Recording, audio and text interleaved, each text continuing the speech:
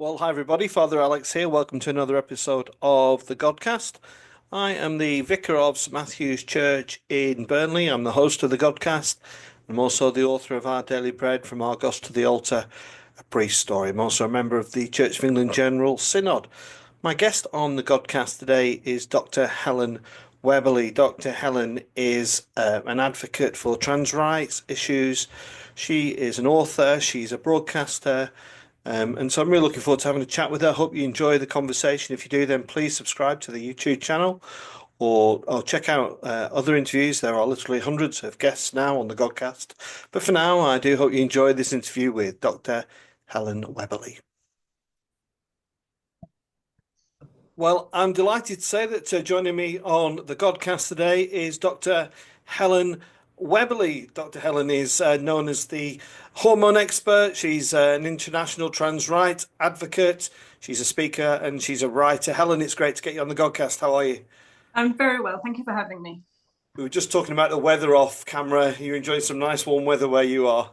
Well, it's a bit breezy today, but yeah, usually the sun is shining, which is lovely. Now, Helen, before we get to some of the subject matter about trans rights issues and things, I think it's nice for people who perhaps haven't met you before or know much about you to just do a little bit of digging. You know, I noticed we're the same age actually when I was looking Oh, on okay. your website. When I was a kid, I wanted to be the fifth member of Depeche Mode and and play for Burnley Football Club. What were you like as a young person? What were your inclinations and intentions? Well, I my childhood was a little bit rocky at times, so I spent some time just kind of navigating how to grow up, and I grew up quite quickly, really. But I did grow up just wanting the world to be right, and I've always been one of those that's terribly against, hurting animals or hurting children or hurting minority groups. I can't bear that pain. I always remember like the Ten Commandments, that movie, and then all those horses were getting killed, and I'm like, no, don't kill the horses. I can't bear it. Do you know what I mean? So it's yeah, I think I've just been somebody who's always wanted the world to be nice and right and happy. When I was a boy, Helen, I got kicked out of the Scouts because I refused to go to church. Now, Oh, now look at me. now look at me. Was there much religion or faith in your family house? My grandmother, actually, my father's mother, she was very, very religious. So we're out, and in a very nice way. So we did a lot of Bible stories, and following the right way, if you like. She told us lots of stories, and we went to Sunday school, and the summer holidays we went to the Christian kind of school camps, and it was lovely. It was really nice. Did they rub off on you? You know, would you? One of the very first Godcast guests I had was Eamon Holmes, who uh, describes himself as a lapsed Catholic, but he did say once a Catholic, always a Catholic. Is there an element of that religion that sits within you? I think what I love is the teachings, and just be a good person, love your neighbour, and don't steal, and don't hurt people, and don't covet things that aren't yours. Work hard for everything. Be honest. Be truthful. It's those kind of values that have always stuck with me. I think, rather than the actual religion itself. Yeah, I mean, I'm part of an inclusive church, and I face quite a bit of criticism for my kind of liberal thoughts towards theology. I suppose the church is no different to any other organization, is it, where there are those extreme beliefs that impact on what we think and say and do as grown-ups. Yeah, I think, extreme beliefs are one thing, but I also feel we've got to let people live their own life. And, what might be for someone else might not be for us as an individual. But the world is full of beautiful variety, and different identities, different religions and races and cultures and abilities. And then, of course, sexualities and gender identities, all of those protected characteristics, if you like. And everyone is welcome, as long as you're not hurting anybody else when you're doing it. Yeah. That's always my mantra, really. And what about the career to being a general practitioner? Helen, Matt, one of my best friends, a little boy, I think probably year 5 or 6, he said, "I'm going to be a doctor. I'm going to be a doctor," and I had absolutely no idea. When did uh, when did that kind of call fall upon your life? Did you know from quite a young age that medicine would be your career choice? No, not really. We didn't. My mum was a bit against doctors, actually. I think she was a bit scared of them in case they told her that she had something wrong with her. So I didn't really actually know what doctors were. But then I was at school and I loved the sciences. And I was choosing my A levels, and my teacher said to me, she said, "Oh, you want to be a doctor, do you?" And I was like, "Oh, I don't know really. Okay, that'll do." So I literally fell into it. And funnily enough, I was talking to my husband about it the other day. And I'm a doctor of people. I love people. I love the brain. I love making people feel better, living their life to the full. But ask me which bone's attached to which bone, and I'm like, oh God, I can't remember that. So yeah, it's I'm not a classical kind of physical anatomy type doctor, but I love the brain and psychology and making people happy. That's what I love. And when you chose that career path, was it kind of was it quite a natural progression? Did it fall into place quite easily for you, or were there setbacks along the way? Yeah, I've always been a kind of maybe not quite the conformist. So sitting down with loads of textbooks and learning was just like, oh my goodness, I'm much better at understanding stuff and working it out and what have you. And certainly, when you're in medical school, you're kind of going, right, okay, are you going to be a surgeon? Are you going to be a physician? Do you want to work in a hospital? Would you rather be a GP? And I was definitely on the GP side. And when I qualified, I slipped into sexual health, which I absolutely loved. It was kind of HIV epidemic time, and it was chlamydia and gonorrhea, and bringing sexual health away from the dirty, dark alley into the world and embracing sexual health rather than hiding it. I loved all of that kind of stuff. And then I think that was a natural progression into kind of gender identity as well, really. Yeah, my wife is an advanced nurse practitioner in a Okay. general practice surgery, and we've been together forever. And her stories over the years of how much she's enjoyed it to perhaps been less enjoyable more recently evolved. Did you love the experience? Was the reality being a GP as good as what you thought it would be? I think obviously medicine's changed, and I'm sure your wife tells you exactly the same. Do we get as much time with the patient as we used to? No, I don't think we do. Do you have the same autonomy that you used to have in really helping someone's life? I don't think we do. Are there more rule books and tick boxes and checklists? Yes, there are. So I don't think it's quite the same. But at the end of the day, when I was working as a GP, I used to say if I could make a really big difference to one person's a day, that would be job satisfaction. Because you see so many, but if you could make a real difference once a day, that was job satisfaction for me, and I loved it, really loved it. Yeah. And when did you start? When did the ears start pricking up around injustice in the church? Sorry, in medicine, not the church, in medicine, Helen. Can you remember some of the things that were irritating that kind of brought you to a place where you felt you need to say something? Yeah, I mean, certainly, I mentioned the HIV epidemic. That was when I was a medical student on the wards for the very first time. And, we were seeing young men dying, and the nurses and doctors were too scared to even go near them or touch them. And they were like, they were shunning them and criticizing them and saying, well, actually, you brought it upon yourself kind of thing. And I was like, hey, hang on a minute. These are patients. They're desperate. Look in their eyes. They're dying and they're terrified. I said, we need to do this better.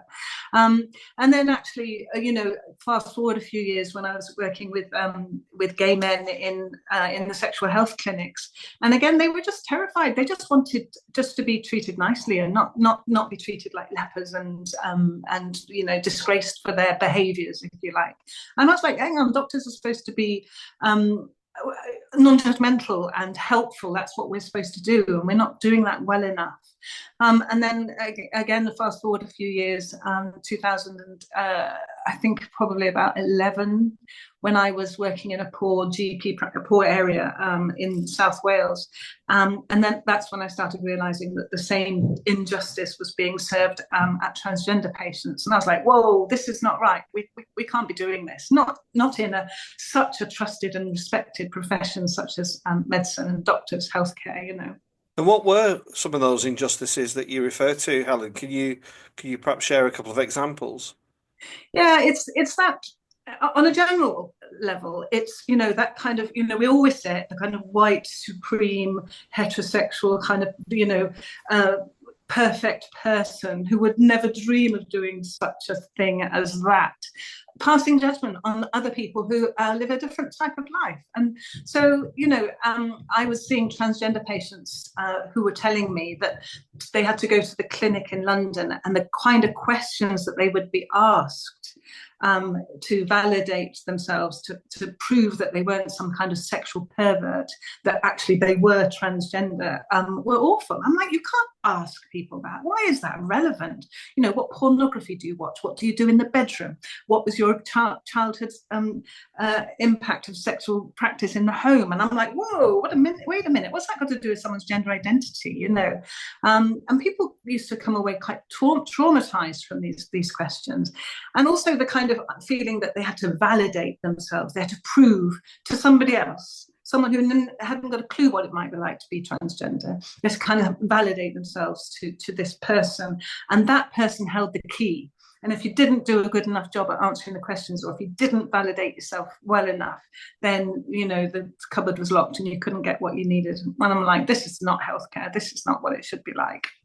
It's really fascinating hearing you say that, Helen, because there are people in the Church of England, of which I'm a part of, that still face similar questions, actually, about just not about trans issues, but just about whether if they're gay and what their sex life is like. It's abhorrent to me. I find it really very uncomfortable, and he's calling out for what it is, which is it's almost like a perverse intrusion of somebody's life, I feel. Yeah. Yeah. And also this kind of supposition that, if you're gay, or if you're trans, or if you're different in some way, then it must be because of something, because of a childhood abuse, or because of something that you've done wrong in your life. You've watched too much naughty stuff on the television. Do you know what I mean? It's like, hang on a minute, we are just a beautiful variety of human nature, and let's just respect all of that diversity. That's the root of it all. Yeah, I like that. I'm very honest about my situation, Helen. I've been on a bit of a journey. I'm still on a journey. I think we're all on a journey. But my Christian faith has helped me. I've not always been a Christian. I come from a place where when as a young guy I was quite homophobic. I was quite offensive and rude and disparaging to people that might be slightly different to that white. I worked in a very white male heterosexual environment. The language there was, very 80s and 90s. And over a period of time, I befriended some gay people and started discovering my faith, etc., etc. And now, actually, as a priest, I've got a number of people who are trans. One of them is a lady called Reverend Sarah Jones. I don't know if you know this name, but Reverend Sarah was the first trans person to be ordained in the Church of England, and I was really nervous about meeting her. It was the first that I know of, first engagement with somebody who was trans, and she really moved me how she explored and explained her own situation, and I just want to share this with you, Helen, because I'd like to know what you think. I don't like to. It's not a really surprise or curveball question, but she was worrying about her future, and she went on a retreat, and she met this doddery old priest, and she was really fearful of what he might say to her, and he actually said something quite beautiful, and it's really moved me, and I wrote it down, and he said to her, he said, "What you are, Sarah, is God's gift to you, and what you will become is your gift to God." And I found that was really, really found, actually, and it really moved me because Sarah didn't want to be front and center, and she didn't want to be seen as being frivolous. She just wanted to be what she really felt she was. And I found that really powerful, and that opened a big door for me in terms of supporting and encouraging people who might be trans. I just wondered what your thoughts are on what I just said there. Yeah. Funny enough, I met someone the other day who has not told anybody about their transgender feelings. So they're living as a man, completely as a man, looks like a man, voice like a man, name of a man, absolutely. But, they disclosed to me that actually deep down inside, the most tremendously strong feelings that actually they are a woman. And I felt really sad in my heart that this person has to lie to herself or himself, whichever way we call it. But so the external image is all masculine. The internal feelings that all his friends and work colleagues, everyone thinks that it's a man, and it's not. It's a woman, and it's that suppression, that having to hide it, having to not be authentic, having to to pretend to be something you're not. It just made me feel really sad. And why? Why do we have to do that? And then on the other hand, you see people who reach a point in their life and they're like, I cannot and I will not live this lie any longer. And I don't care that I've got a bald patch on the top of my head, but I've got the skeleton that everyone thinks is going to be a man. I'm going to look ridiculous if I put a skirt on, but it's so important for me to live authentically as the woman that I am that I'm going to do it. And I don't care if all of you take the PISS out of it. I'm just going to do it. And that's me because I am. And it takes a tremendous amount of bravery to do that. Can you imagine stepping out onto the street for the first time, going to your local shop where everybody knows you for the first time, dressed as the woman that you actually are? The amount of courage it must take to do that. But it just shows to me the strength of that feeling. This isn't something you make up. This is something so deep inside you. Do you know what I mean? I do, yeah. And Helen, but and I know people will. Yeah, Helen Joyce has been on this podcast who has a very radical, different view to yourself. So I try and get the balance. I'm not the BBC. I don't have to. I don't have. But if we could talk about this issue in young people, if you could perhaps just say something about the personal toll on your own career through being an advocate for trans and how that affected you and perhaps the circumstances. And then I've got a follow-up question. So if you could perhaps answer that. Sure. People used to say to me, if you stick with the children, you're going to get into trouble. And I'm like, but I'm a GP. I actually treat people from before they're born because I help their mums and dads with conception and contraception, etc. And I treat people till after they're dead because then I look after people who's lost someone who's really close to them. Do you know what I mean? I treat the whole of life. That's what GPs do. And a person doesn't start at 18. A person starts when they were a twinkle in their father's eye, as they used to say, and the children are really important. And every single trans adult that we've kind of talked about today, just in briefly, every single one of those was a trans child, whether or not they were allowed to express that in some way or acknowledge that trans people don't start at 18. They start right at the very beginning. And I just feel terribly sad for those children who have to hide it. So career-wise, people said to me, be careful, you'll get into trouble. And I'm like, well, I don't care if I'm going to get into trouble because I'm going to do the right thing. I am going to die having done the right thing by people, by patients, by the trans community. And that includes the children, really important for me. And yeah, it was difficult. And I think, the trans community, sometimes you see it on social media, it's terrible. If they put their head up above the parapet, they get shot at really badly. And so do people who support trans people. So when I put my head above the parapet and said, I support trans people, and I think trans people deserve justice in healthcare, I got shot at really badly. And it hurts. It's really painful. It hurts emotionally, physically, financially, professionally. It really hurts. But someone's got to do it. Someone's got to stand up and say, put their banner up and say, I fight for trans rights for all people, all colours, all races, all religions, all abilities, all ages. That's what good people do. Yeah. Okay. And as a priest, Helen, I get these moral questions, as I'm sure you do.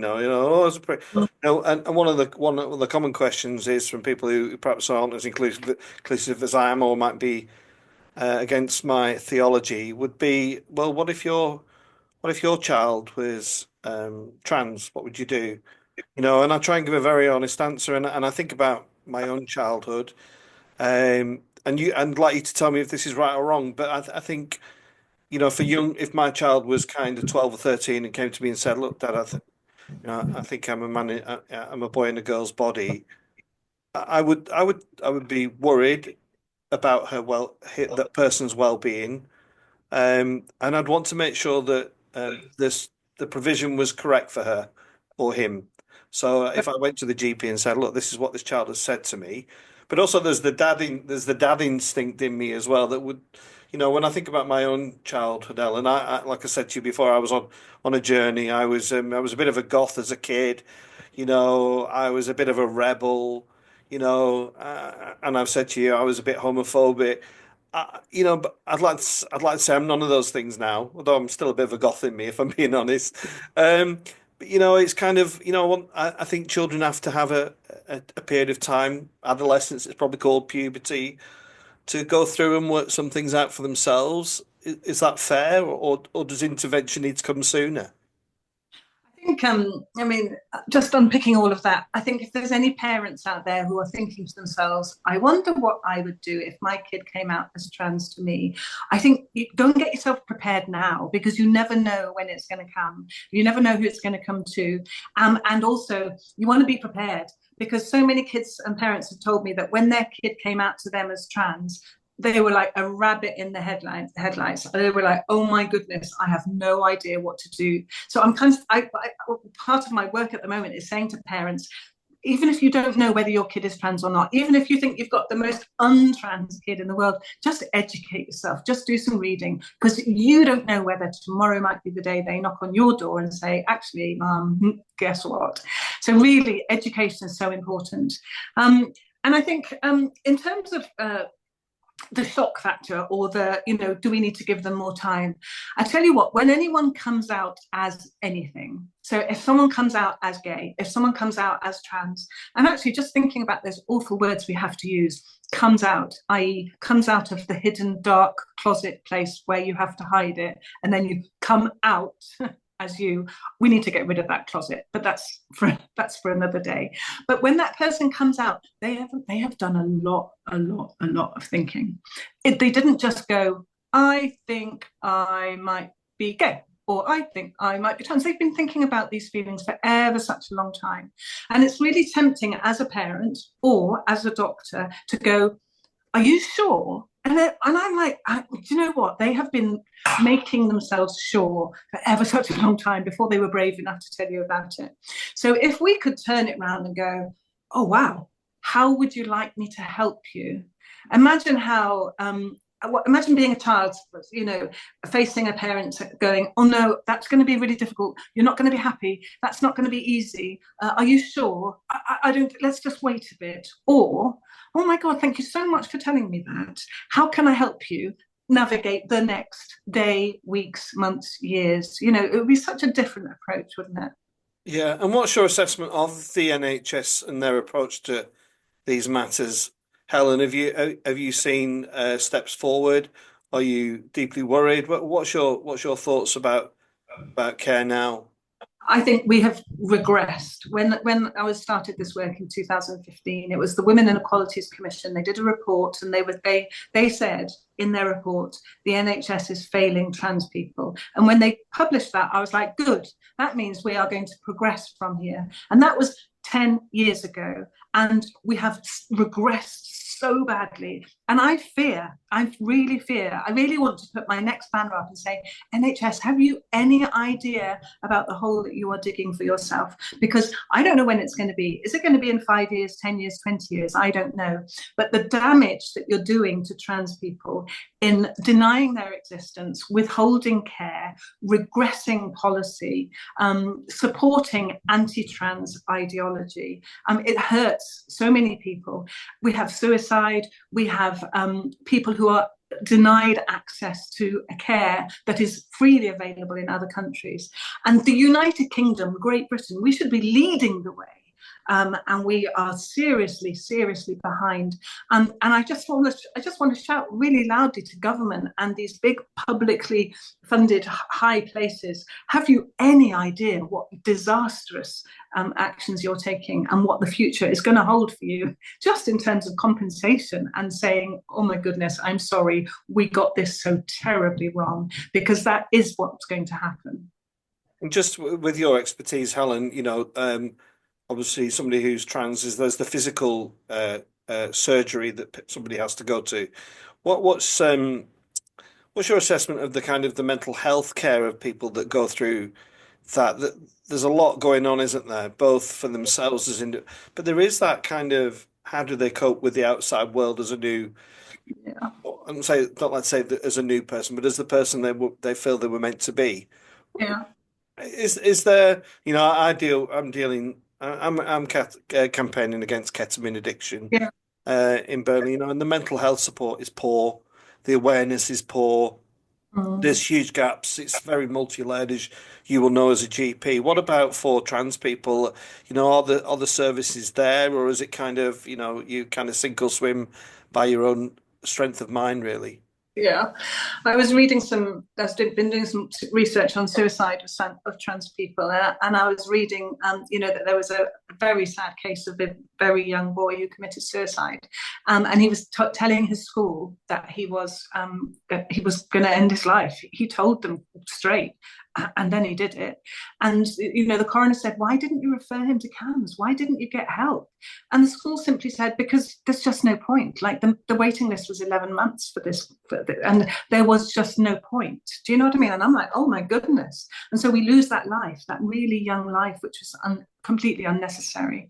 And the other point is being transgender, being gay, being from a Black community is not a mental illness, and it should not be life-threatening. And yet we have more deaths and we have more mental health issues in those minority groups. So what is it? It's not being trans or gay that causes mental health issues. It's society's reaction to it. And we need to fix that.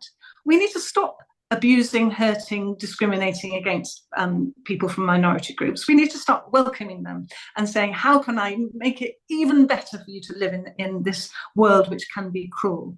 And then you don't get mental health problems. If you support, affirm, accept people willingly and beautifully into your life, then there's no need to become sad or depressed or anxious or suicidal. Helen, I've got to ask you this question because a lot of people who watch the Godcast are Christians, surprisingly, and people of other faith. And there's a couple of questions here. Firstly, how worried are you that Donald Trump, who is very conservative in his thinking, he is now the leader of the most powerful nation in the world, but also the kind of the spiritual kind of the way he uses Christianity as politics, but also the way that some Christians would just not say to you, this Helen woman is just talking absolute nonsense. Jesus, God created Adam and Eve. And for them, Helen, it is the end of the conversation. Yeah. God created a man and a woman. He did not create anything other. Just what, and go for it, Helen, because I think that's an unfair comment. It's an unfair accusation. It's driven by scripture, who people take as literal. It's an important subject for a lot of people in the church. We're going through matters of blessing of same-sex relationships. It's like trying to turn a tanker in a canal, Ellen, I tell you. I think it comes down to visibility. I'm just going to keep it to gay people and trans people at the moment. If we keep gay people and trans people hidden in a closet and we don't allow them to be visible, then they are scary, unknown. We're not sure about it, right? So we need to get them out of the closet and allow them to be visible. And then it's about education, and it's actually about critically evaluating the information that we are given. So people say that God made Adam and Eve and there was no other. And it's like, well, actually, let's have a look at these newly visible trans people. And actually, to be fair, that person there has testicles and a penis, but actually they are a woman. When I was learning myself about all of this, I asked myself all of those questions. What actually makes you a woman? Is it because you have ovaries and a female reproductive system? Is that what makes you a woman? Because it doesn't. And I'm like, it doesn't. That's not what defines it. Because there are people who have those genitals who aren't a woman.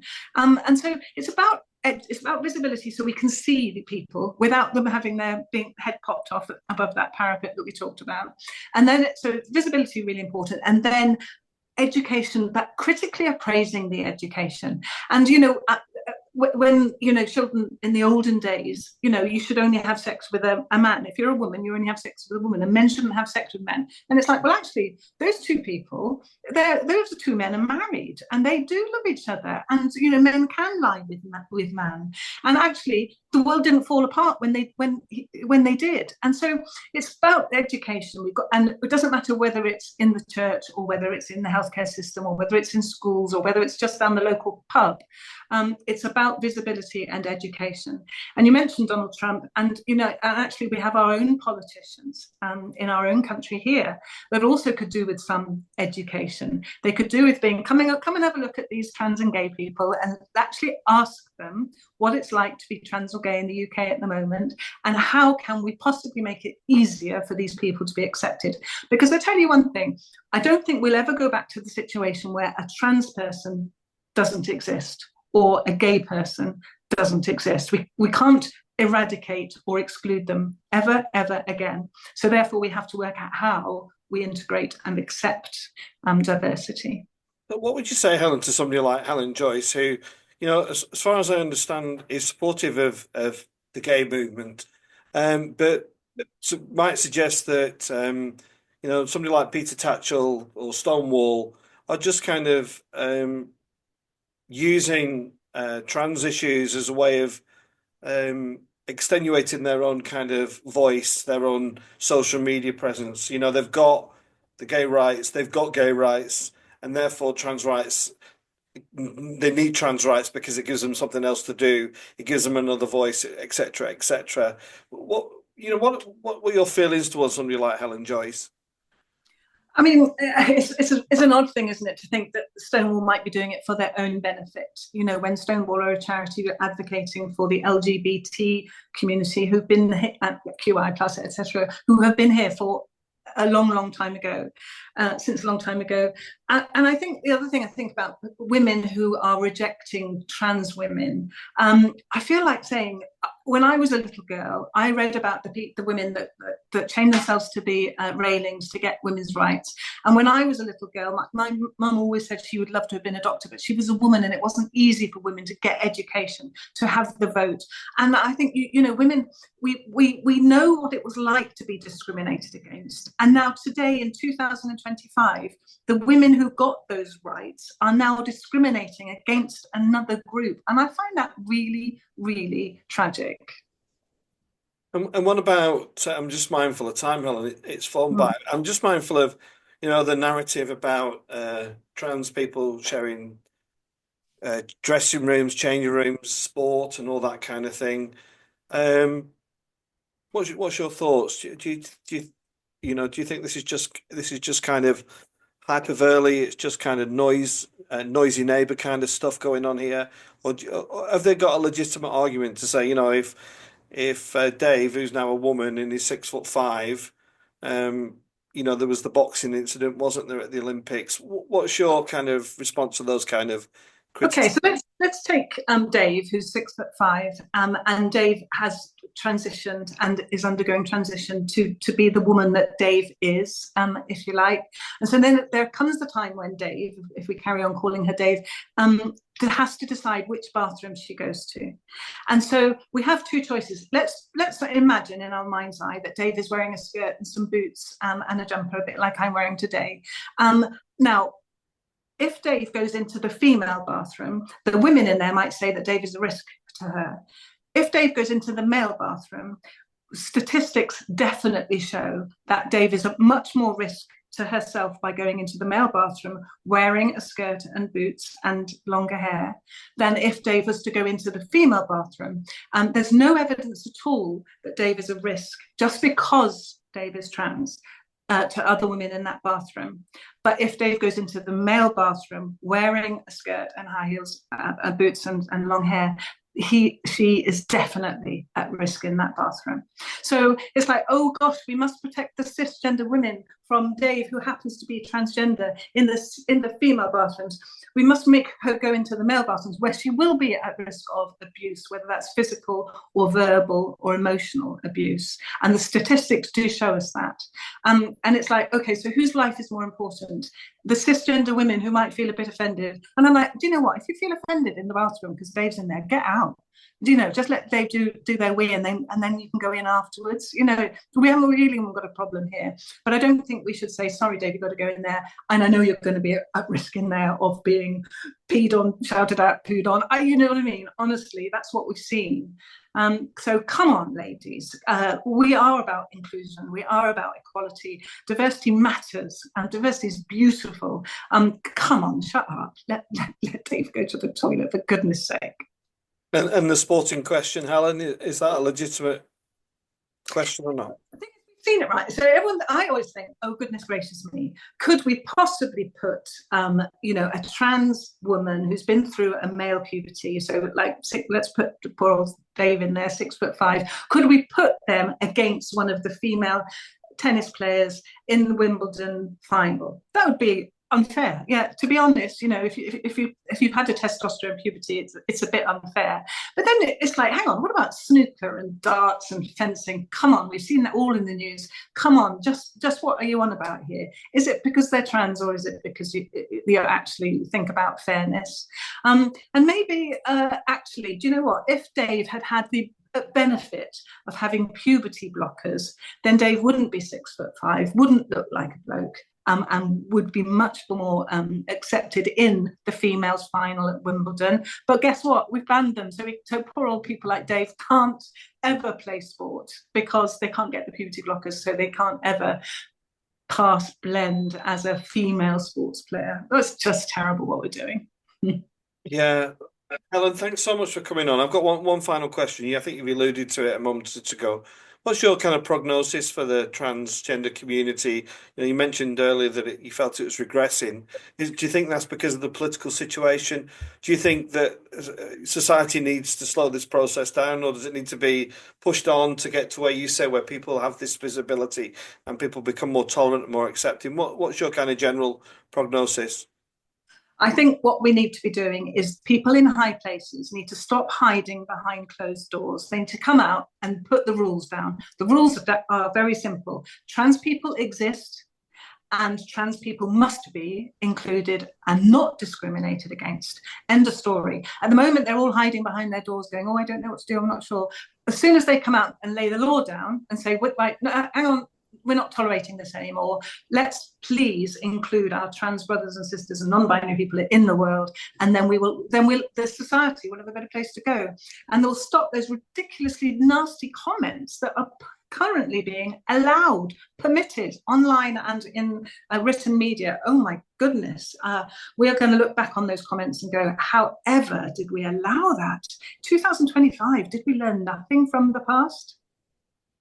Well, Helen, I do hope people have enjoyed this conversation. If they have and want to hear from people from the trans community, the interview with Sarah Jones is online on YouTube, as is with Rachel Mann, who is the Archdeacon of Manchester, and also a friend of mine, Kelly Maloney, who was the previous manager to Lennox Lewis. So, Helen, thanks so much. People can find you online, can't they? You're out there, definitely out there. Sure thing, sure thing. Thank you so much for having me, and I hope it's been helpful for people. It has, and thanks for coming on the podcast. Thank you. Thank you. Bye bye.